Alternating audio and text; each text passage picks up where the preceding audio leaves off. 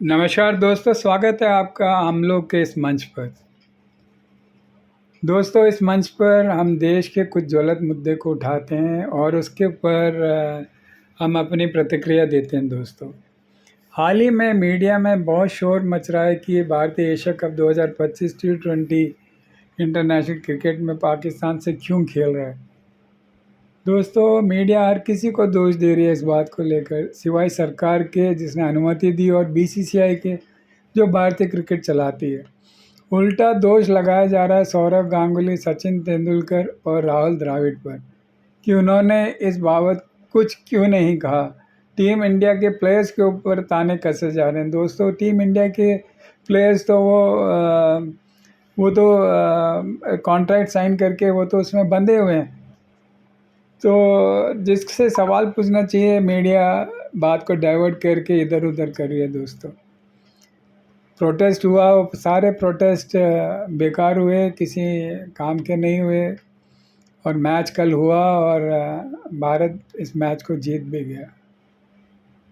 लेकिन सवाल सरकार से पूछने चाहिए, ना कि केवल हर बात का ठीकरा विपक्ष के ऊपर फोड़ा जाए। दोस्तों, सरकार के खिलाफ जाने वाली सारी खबरें जो है मीडिया कभी दिखाते नहीं है। दोस्तों, इसलिए ज़रूरी है कि हम लोग सचेत रहें। इतने फेक न्यूज़ के दौर में बिना जांचे परखे हमें किसी भी बात पर हम लोगों को विश्वास नहीं करना चाहिए। अगर हम विश्वास करते हैं तो वो खतरनाक है। दोस्तों, आज जब नफ़रत बढ़ रही है, बेरोज़गारी चरम पर है, सरकारी नौकरियां की परीक्षाएं टल रही हैं और अमीर भारतीय अपनी नागरिकता को छोड़कर विदेश जा रहे हैं, तो हमें हर कदम सोच समझकर उठाना होगा। हिंसा को बढ़ावा देने वाली फिल्में रियलिटी के नाम पर बनाई और प्रमोट की जा रही है। इसको ए ग्रेड भी मिला है सर्टिफिकेशन, लेकिन ए ग्रेड फिल्म होने के बावजूद बच्चों को ये फिल्में दिखाई जा रही हैं। जब पहले ही नफ़रत का जहर फैल रहा है तो फिर ऐसी फिल्मों की ज़रूरत ही क्या है।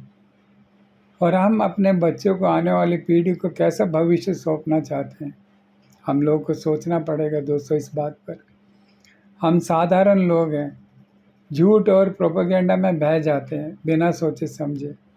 खाली दिमाग सबसे आसान निशाना होता है इन बातों के लिए।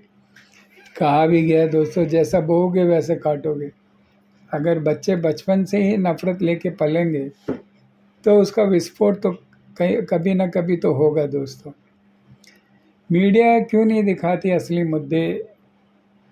क्या किसी में हिम्मत है इस बात को लेकर कि वो दिखाए टूटी सड़कें, टूटे पुल, बदहाल सरकारी अस्पताल, बदहाल सरकारी स्कूल, लगातार बंद हो रहे सरकारी स्कूल, बढ़ता भ्रष्टाचार, बढ़ती फीस प्राइवेट स्कूल्स में, हॉस्पिटल्स में बढ़ता ट्रीटमेंट का जो खर्चा है। दोस्तों, एक बारिश में डूब जाने वाले शहर, अमीरी गरीबी का बढ़ता फासला, क्या ये मुद्दे हमारे लिए ज़रूरी नहीं है? नेपाल में भी नई पीढ़ी का आंदोलन बेरोजगारी और राजनीतिक भाई भतीजावाद से शुरू हुआ था, लेकिन क्या कभी नेताओं के बच्चों को आपने सड़क पर आंदोलन करते हुए देखा है? या किसी भी प्रकार के ऐसे जो मुद्दे हैं जिनको लेके वो आगे आए हैं? नहीं, उनका भविष्य तो पहले से ही सुरक्षित होता है। ये तो हम लोगों की जिम्मेदारी है सोचना कि हम अगली पीढ़ी को इस देश के क्या सौंप कर जा रहे हैं।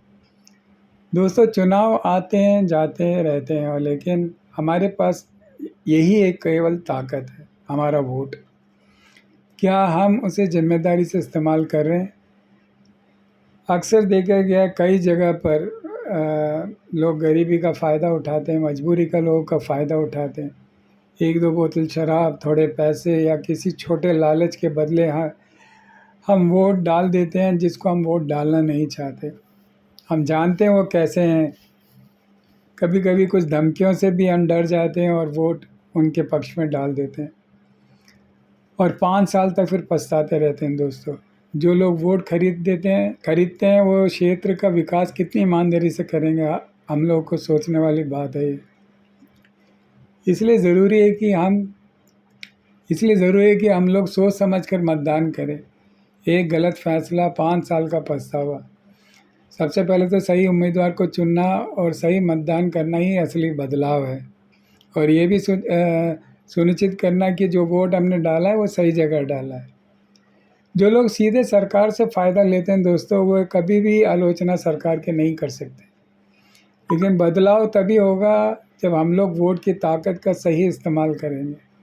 सोचिए हम किस तरह का देश चाहते हैं, नफ़रत से भरा हुआ देश या शांति और भाईचारा वाला देश। उम्मीद है आपको ये वीडियो पसंद आया होगा। अपनी राय कमेंट बॉक्स में ज़रूर लिखें और अगर आपने चैनल को सब्सक्राइब नहीं किया तो ज़रूर सब्सक्राइब करें। जल्द मिलते हैं नई वीडियो के साथ। जय हिंद।